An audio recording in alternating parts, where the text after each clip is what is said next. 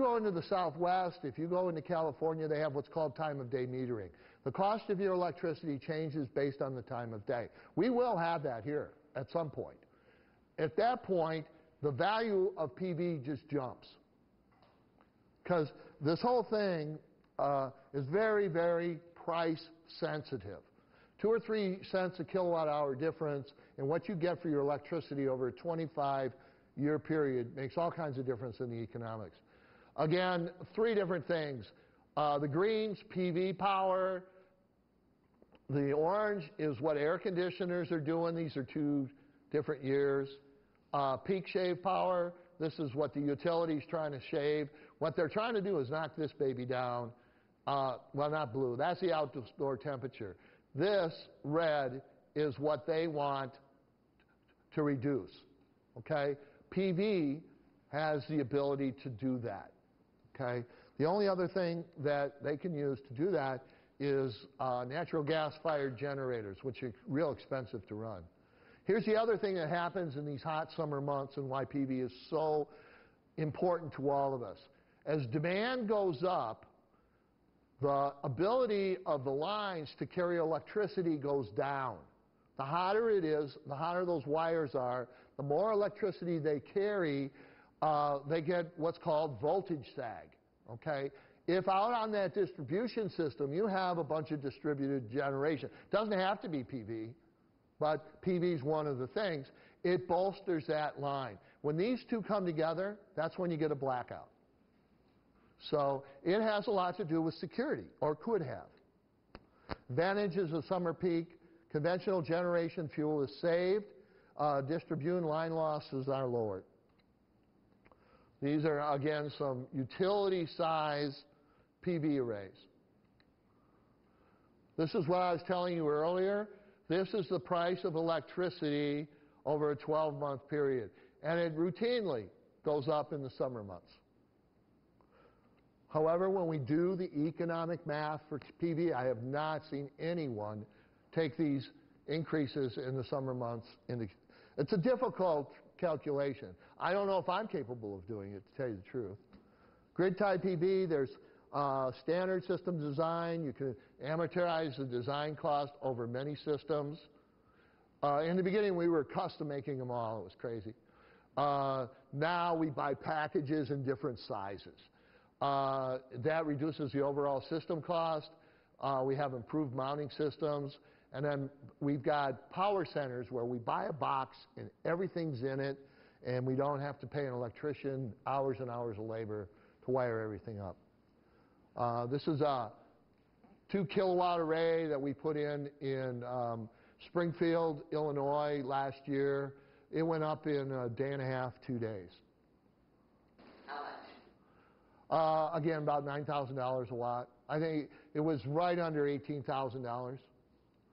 And that one was a long ways away. That's what happens is you get to travel in there and some of the other things. Grid-tied, AC modules, they're easily expandable. That's beauty of PV is it's modular. That you can start with a 1 kW array and say, okay, now I like it and I've spent the money, I feel like it was well spent. Next year, or maybe the incentives get better. So, okay, now I put up another array. You switch out the inverter. We take them as trade-ins, and you move up. I just covered all that. Okay, there's what's called building integrated PV. We're starting to do awnings.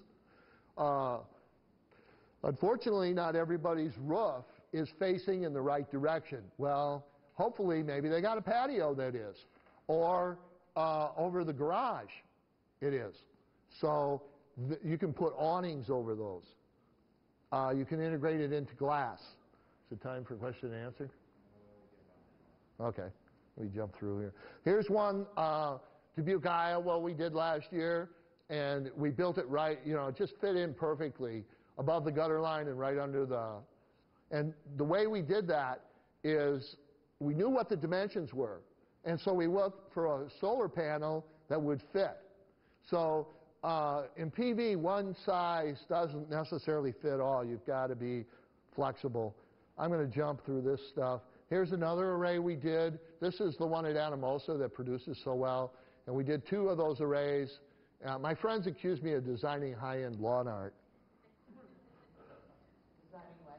High-end lawn art. I'm making PV look good. Oh, okay. Oh, high-end lawn art. Yes. Okay. Yes. Small commercial. There's federal tax credits. If you go out to the website, I have for Illinois and Iowa, you can click on it and you go to a website and tell you what all the incentives are for the state. We've been doing a lot on schools. There's one. That's the first array we put in Muscatine, and the high school kids put this in, and I want to show you something on this. This was a gas. The utility guys put the poles in, and it's throwing a shadow over here. You lose 80% of your production if you get a shadow on there. It wasn't bad. I had the guys come back out with chainsaws. They lopped them off. Problem fixed. I got to show you the next picture of it. Hopefully it's here. Oh, I guess it's not. Anyway, the school liked it so well, they built steel poles. Took it and put it out front, made it look like a goalpost. They did the same thing. But you can't use a chainsaw on a steel pole. So it got to be quite an issue. This is one of the students. These guys went on to engineering school and the solar car team. I think I've had 5 kids from that class on engineering and into it. Net metering, a lot of this stuff has gone away. Net metering we have now. Warranties are good.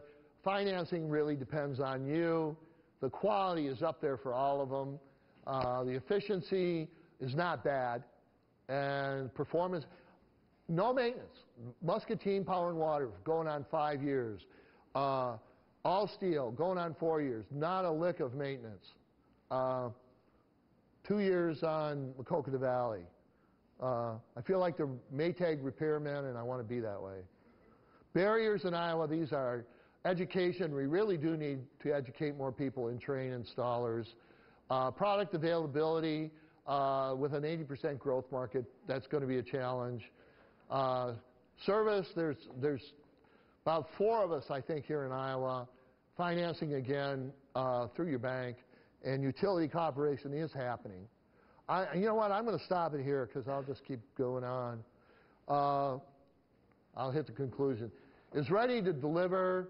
The economics are right if you're a business. Consumers want PV. We need more innovative engineers, architects, builders, and utilities to lead by example. So, yes?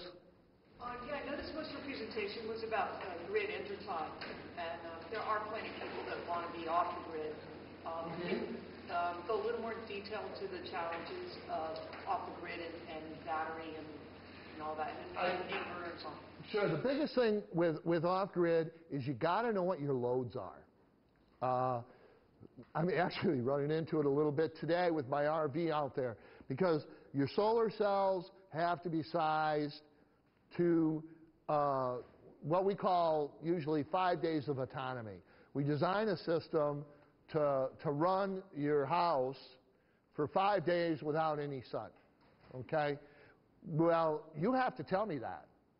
And if all of a sudden you decide to run the washer twice as often, or you get a new appliance in there, or you run a space heater, then that changes the whole mix.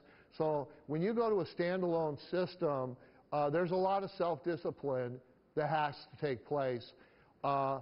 And in the design phase of it, you really have to put a lot of thought into it because time is a huge factor. And we don't usually think of time as a tool or time as a factor, but it is when it comes to electricity. Yes? Yes, wondering about your comment regarding the shading.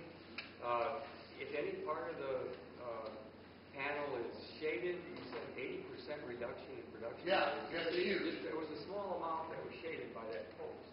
Yeah. What's going on there? Because it's Christmas tree lights. It's all in series. Okay? That we have, what we do is when we go out to your site, we've got instruments that we check for that ahead of time and make sure. They also have blocking diodes in them where we can take sections of the array And if we think we've got a shading issue, we'll put a diode in it, and so the whole array doesn't, we'll just take that one. Thank you.